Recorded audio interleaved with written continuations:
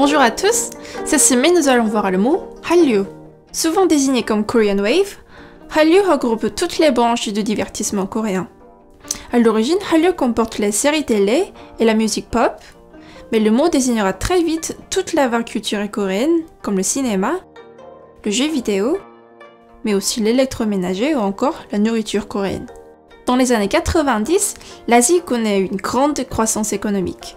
Cette croissance entraîne une évolution du pouvoir d'achat pour les classes moyennes qui deviennent ainsi clientes de divertissement.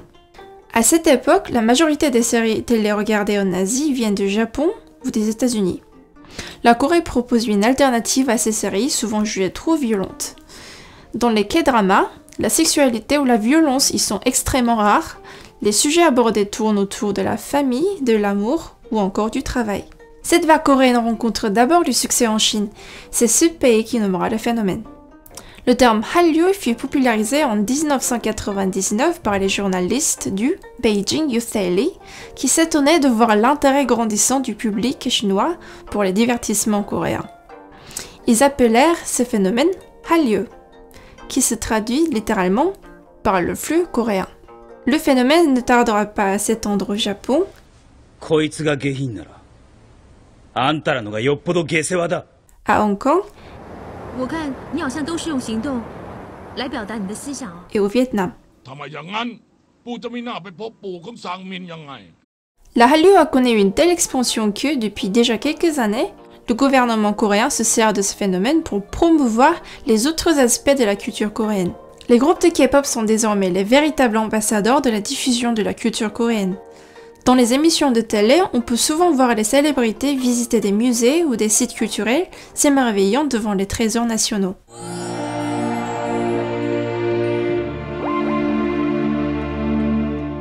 탑에서 나온 경전이기 때문에 굉장히 작게 만들어졌고요. 구독사의 석가탑에서 나온 경전이에요. 잘 알려지게 된 거는 세계에서 가장 오래된 목판 인쇄본. Il y a plusieurs éléments qui ont participé au succès de la Hallyu. Comme je l'ai dit précédemment, les K-dramas sont très édulcorés. Pas de violence, pas de sexe visible, tout y est aseptisé. La K-pop suit les mêmes préceptes, l'univers y est souvent enfantin, pas de sexe, de violence ou de drogue.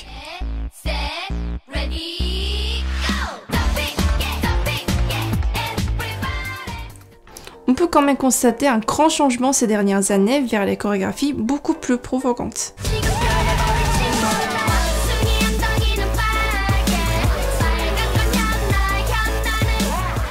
La K-pop doit également son succès à ses clips vidéo aux chorégraphies millimétrées.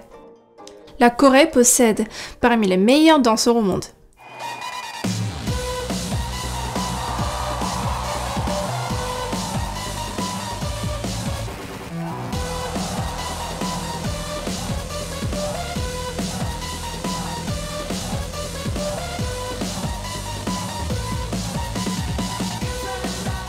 Mais l'élément le plus important reste la viralité.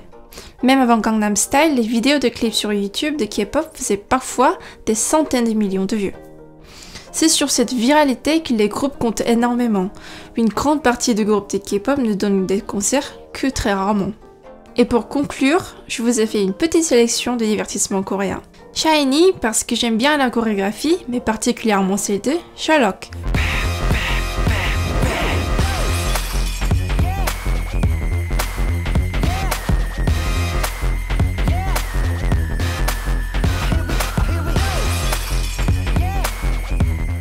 Les Brown Eyed Girls avec leur chorégraphie suggestive dans Abracadabra qui a fait couler beaucoup d'encre en Corée.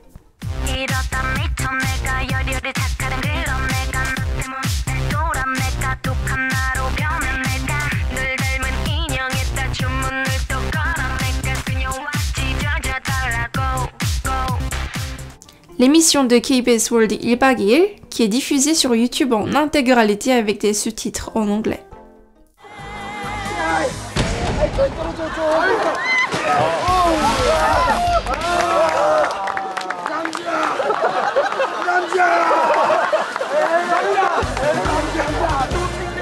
Et pour finir, le drama Nine, diffusé en 2013, qui aura une version remake aux États-Unis.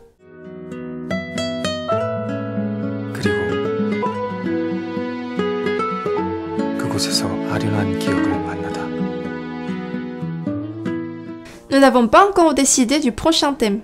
Si vous avez des suggestions, n'hésitez pas à les mettre en commentaire. On fera en fonction des mots les plus demandés. 다음에 봐요.